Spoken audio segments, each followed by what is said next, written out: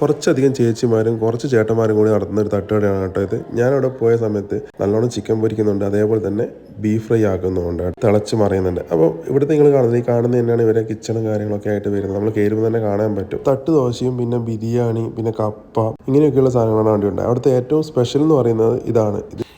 ഇതിൻ്റെ പേര് എനിക്ക് കറക്റ്റ് ഓർമ്മയില്ല, അവരെന്ത് പറഞ്ഞിട്ടുണ്ടായിരുന്നു. പക്ഷേ ലഗോൺ കോഴിയും പിന്നെ അതിൽ കുറേ കുരുമുളക് പൊടി കിട്ടിയിട്ടുള്ള സാധനമാണ്.